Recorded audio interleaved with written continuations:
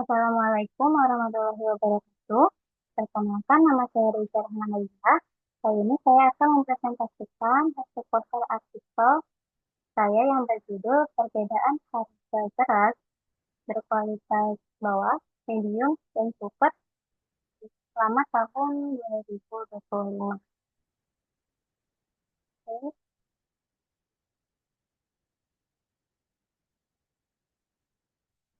hmm, posternya. Ini terdapat latar belakang yaitu beras adalah komoditas strategis utama. Maka karena itu, harga beras menjadi indikator kunci yang menunjukkan stabilitas ekonomi dan ketahanan pangan nasional. Meskipun pemerintah sudah menetapkan standar kualitas, namun kenyataannya masih sering muncul permasalahan. Jadi masalah utamanya itu adanya perbedaan harga beras antar kualitas beras. Jadi tujuan kali ini eh, untuk mengetahui adanya perbedaan harga beras dari tiga jenis kualitas di Indonesia tahun 2025 dari Januari sampai November. Metode yang digunakan penelitian ini menggunakan pendekatan deskripsi kualitatif dengan metode ex post facto. Nah, variabel yang dianalisis mencakup harga beras kualitas bawah sebagai X1, kualitas medium sebagai X2, dan kualitas super sebagai X3 dengan menggunakan skala pengukuran rasio. Data yang digunakan merupakan data sekunder yang bersumber dari Pusat Informasi Harga Pangan Strategis atau PIKPS nasional. Nah, untuk pengumpulan data, yaitu untuk analisis datanya, pengumpulan data ngambil dari PIKPS. Untuk analisisnya itu, kita pengumpulan data dulu, lalu kita uji normalitas menggunakan software wheel, lalu kita uji homogenitas dengan Barlet, lalu kita cari kesimpulan. Nah, untuk Barlet itu ada rumusnya seperti berikut. Jadi uji Barlet ini kita asumsikan bahwa tiga variabel tadi itu adalah sampel independen, jadi tidak ada keterkaitan satu sama lain. Lalu skala pengukurannya rasio, sudah tadi dijelaskan, lalu data distribusi normal. Oke, kita akan cek apakah data tersebut normal. Ini ada rumusan hipotesis bahwa H0 sebagai berikut menyatakan bahwa ketiga belas ini homogen karena ada perbedaan varian. H1 tidak H1 tidak homogen karena salah satu dari ketiga variabel tersebut ternyata ada yang tidak normal.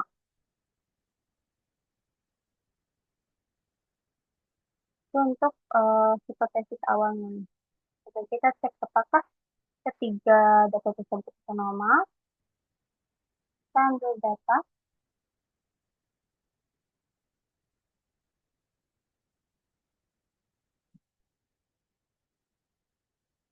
datanya ini ya, data beras bawah, kualitas bawah ini harganya, data beras kualitas medium ini harganya, dan ini super.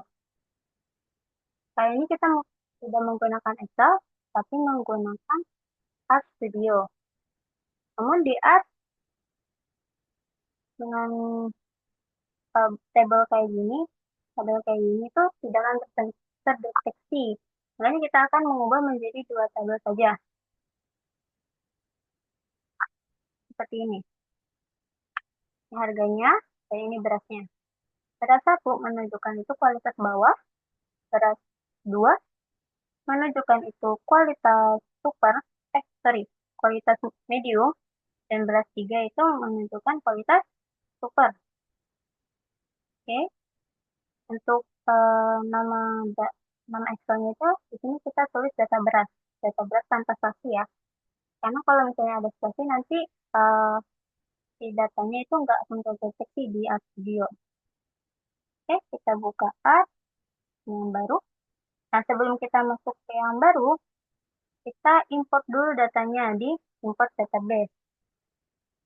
Oke, kita pakai yang form Excel. Ya, kita langsung aja pencet yang sini, browser. Kita cari di data kita. Iya, pokoknya data beras yang nggak ada stoknya. Open, terus start. Nah, di sini udah ada ya, benar tadi. Ini harga, ini berasnya, kedua tiga, semua udah ada. Nah, untuk harga, kita ganti. Kita menjadi numerik ini. Ini kita ganti numerik. Untuk yang beras, kita ganti karakter. Dia nanti si angka satu ini tuh nggak dihitung. Lalu jangan lupa ini kode ininya kita print. Kita print tadi, kita copy. Habis itu kita import. Oke, dari ya. Dari teksnya yang ini numerik, yang satunya teks. Teks itu karakter tadi. Kita definisikan variabel untuk kita hitung satu per satu. Jadi nggak langsung kita satu per satu yang bawah, yang kemudian ini super. Sama ini X1 untuk yang kualitas bawah. Ini eh, kodenya data beras ini dolar harga dalam kurung data beras dolar beras yang nomor satu untuk X1. Jangan lupa kita ini.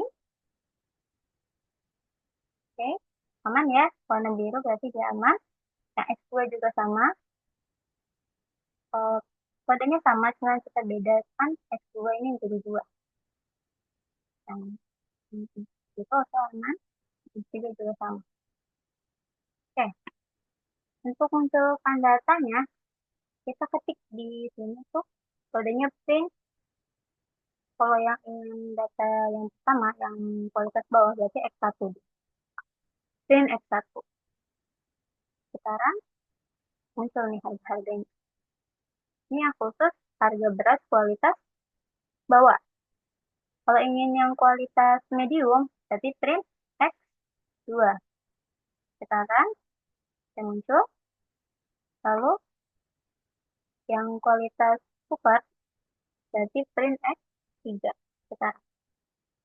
Oke, semua data sudah ada. Kita cek asumsi normalitas. Apakah ketiga jenis ini normal?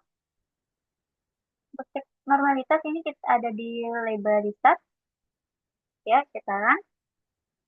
Lalu kita tadi ya, uji normalitas kita pakai Shapiro Wilk. Jadi, kodenya itu Shapiro.test. Kita ini satu-satu ya, karena normalnya itu harus satu-satu. Jadi, setiap sampel itu harus ngomong masing-masing. Shapiro test untuk S1, yang kualitas rendah.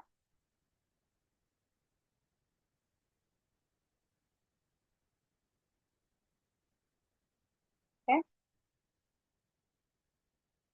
p-value-nya 0,4619.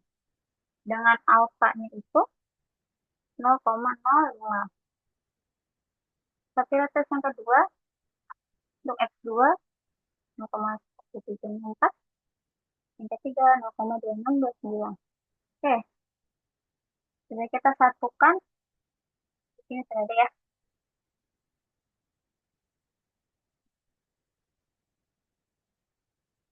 Katanya ini generalitas value-nya tadi dan OP 0,05 semua. Ini kita harus melihat bahwa p-value lebih besar daripada nilai alfa. Jadi kita tarik kesimpulan bahwa ketiga data ini merupakan data berdistribusi normal. Karena mereka normal, jadi kita bisa menggunakan uji homogenitas dengan uji Bartlett. Oke, kita langsung masuk pada uji Bartlett. Ya, uji Bartlett menggunakan uji uji homogenitas menggunakan uji Bartlett. Oke, langsung aja ke kodenya itu Bartlett test. Dengan ini dalam kolomnya harga uh, dari gelombang beras itu kalau koma data beras. Data beras ini nama data Excel kita. Oke, lalu kita run. Nah, di sini terlihat bahwa Barlet uji baliknya itu 0,55693 dan p-value 0,75699. Apa katanya? Katanya uji Barlet ini lebih kecil dari p-value. Kalau lebih kecil kriterianya bagaimana? Nah, ini ada kriterianya. Jika Barlet lebih besar dari p-value, maka H0 ditolak. Tapi jika Barlet lebih kecil dari p-value, maka H0 tidak ditolak. Karena tadi uji Barletnya itu lebih kecil dari p-value, maka H0 tidak ditolak. Kita bisa tarik kesimpulan. Berdasarkan hasil analisis, data tersebut menunjukkan bahwa B lebih besar dari, lebih kecil ya harusnya.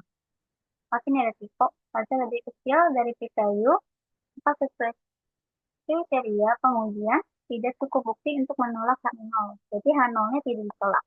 Sehingga data tersebut homogen. Dapat disimpulkan bahwa varian data harga beras dari ketiga jenis telur tersebut itu tidak ada perbedaan secara signifikan. Nah, ada perbedaan, tetapi tidak yang terlalu jauh. Itu saja yang bisa saya sampaikan. Kurang lebihnya mohon maaf. Wassalamualaikum warahmatullahi wabarakatuh.